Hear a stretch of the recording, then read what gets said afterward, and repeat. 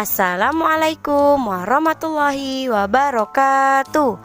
Selamat pagi Soli dan Soliha. Bagaimana kabarnya hari ini? Semoga semuanya selalu sehat ya. Amin ya rabbal alamin. Siapa yang sudah mandi, sudah sarapan, dan juga sholat duha? Semoga semuanya sudah dikerjakan ya. Yuk mulai dipersiapkan buku dan alat tulis lainnya. Dan sebelum kita memulai pembelajaran, marilah kita berdoa terlebih dahulu. Berdoa dimulai. Bismillahirrahmanirrahim. Raditu billahi rabba wa bil islami dina wa bi Muhammadin nabiyyan wa rasula. Rabbi zidni ilma warzuqni fahma. Amin. Hari ini kita akan belajar tematik 4A, indahnya kebersamaan. Tema 1, subtema 1. Dengan mata pelajaran Bahasa Indonesia yang termasuk dalam KD 3.1. Dengan tujuan, setelah menyimak video pembelajaran, peserta didik mampu menemukan gagasan pokok dan gagasan pendukung dalam suatu teks. Oke, apakah anak-anak Bu Guru tahu apakah itu gagasan pokok dan gagasan pendukung? Nah, sebelum Bu Guru jelaskan gagasan pokok dan gagasan pendukung, kalian harus tahu dulu apa itu paragraf. Paragraf adalah kumpulan dari beberapa kalimat dari suatu teks bacaan. Setiap paragraf memiliki gagasan pokok dan gagasan pendukung.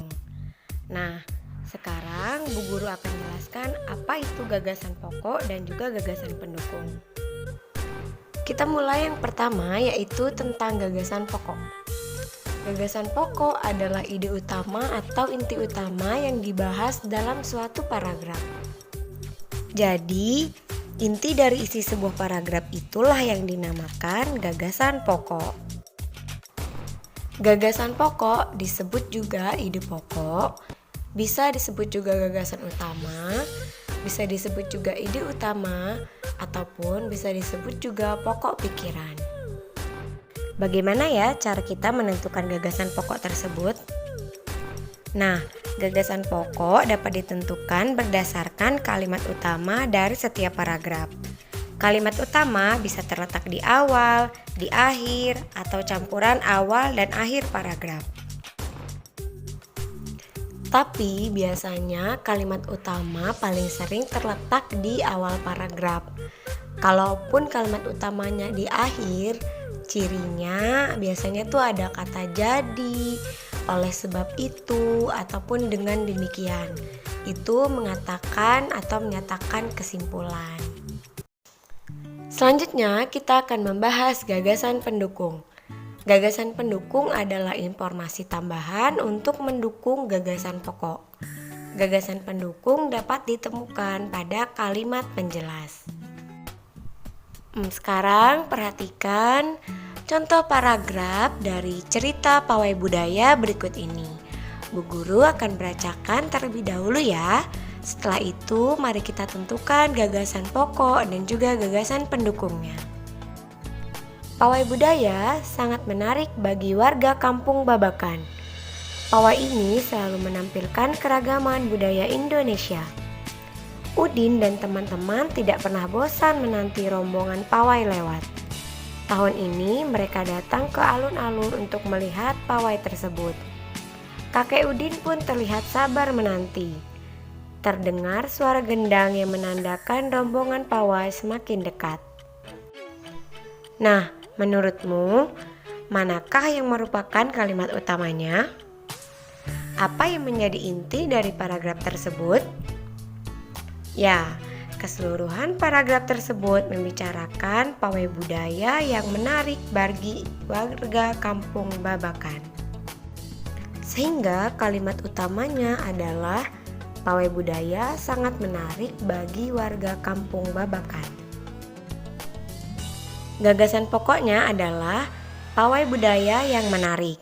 Jadi gagasan pokok dapat kita tentukan berdasarkan gagasan utamanya ya. Tidak semua kalimatnya ditulis, tetapi hanya intinya saja disingkat. Selanjutnya, gagasan pendukung. Untuk mengetahui gagasan pendukung, kita harus mencari terlebih dahulu kalimat penjelasnya. Karena ada 5 kalimat atau 5 titik setelah gagasan pokok, maka kalimat penjelas pun ada 5. Kalimat penjelas yang pertama ialah pawai ini selalu menampilkan keragaman budaya Indonesia. Kalimat penjelas yang kedua, Udin dan teman-teman tidak pernah bosan menanti rombongan pawai lewat. Kalimat penjelas yang ketiga, tahun ini mereka datang ke alun-alun untuk melihat pawai tersebut. Kalimat penjelas yang keempat, kakek Udin pun terlihat sabar menanti.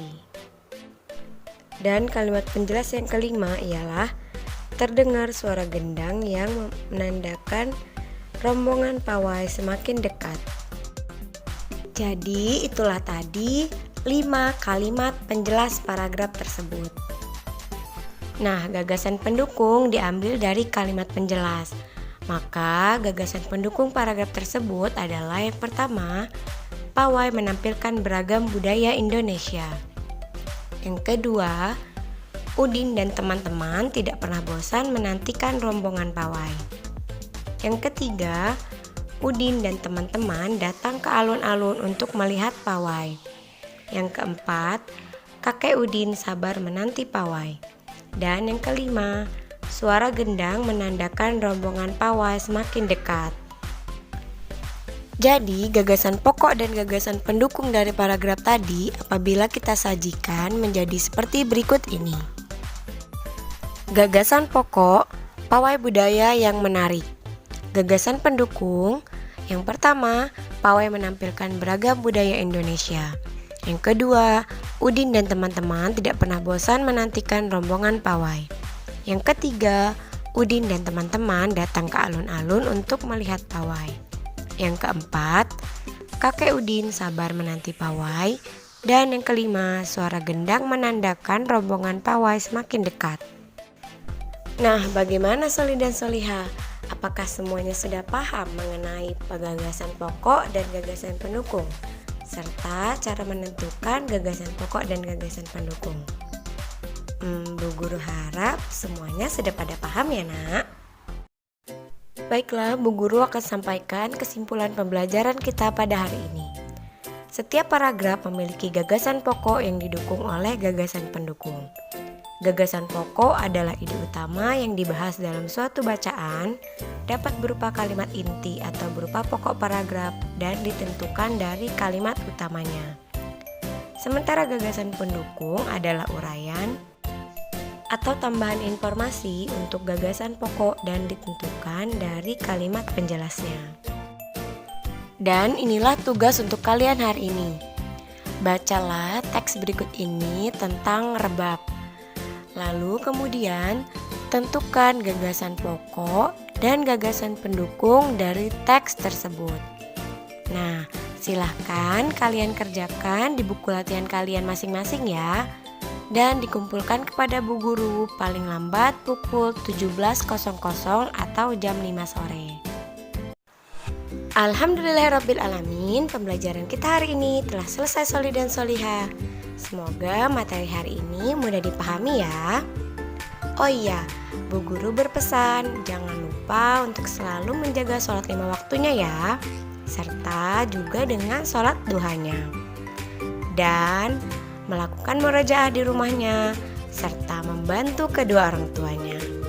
Oke, kalau begitu Bu Guru akhiri. Wassalamualaikum warahmatullahi wabarakatuh.